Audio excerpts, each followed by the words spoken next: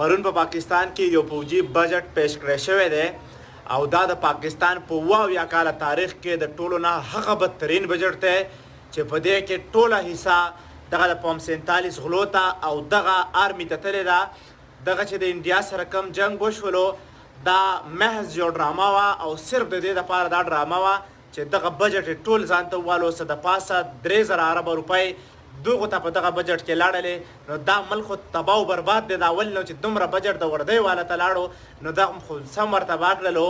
او بیا دویم ورسره دا خبره چې زه همیشه وایم چې دا ملک د لا اله الا الله په بنیاد باندې جوړ دی خو دا د سره زه د سره هم نه منم. هغه ځکه وایم چې پکې یو 50% بجټ انټرست ته دا مختص شوی دی چې دوی ورته انټرست وایي او په اسلامي ژبه کې ورته سود وایي.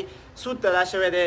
نو سود خو په اسلام کې ناروا دی، ناجایزه دی، منع دی او ته بیا دغه ملک دی دا لا اله الا الله په بنیاد جوړ کړی دی. والله که د سره ومنمه د غریب عوام ملا مو پرې ورماته کړله. بجلی ګرانه شوه، په سولر باندې ټیکس ولګېدو. په سولر ځکه ټیکس ولګېدو زیات شولو چې دلته کې بجلی خاص هم نشته او خلک سولر ډېر اخلي. نو چې دغه خلکو خېټې بیا ډکېږي. نو زما ټول خلکو ته خواست دی چې که په سوشل میډیا باندې आवाज اوچتولی شي په سوشل میډیا आवाज اوچت کوئ. که فزیکل سټیپ اخیستی شي فزیکل سټیپ واخلئ. او د پی ټي آی ورکرانو ته مې هم یو خواست دی چې ستاسو پارټۍ والا مشران به اوس یو احتجاج کوي. دا محض یو ډرامه ده. دوی لګیا دي ډرامې کوي. قسم په خدای که دوی که د زړه نه ولاړ وی دغه لیډران دوی به تر اوسه پورې عمران خان رهه کړی وی خو دغه د سیاسي پارټو خلک به 2-3 ورځې احتجاج وکړي. دا به بیا ختم شي. دوی ته هم پکې برابر حصه ایښې ده.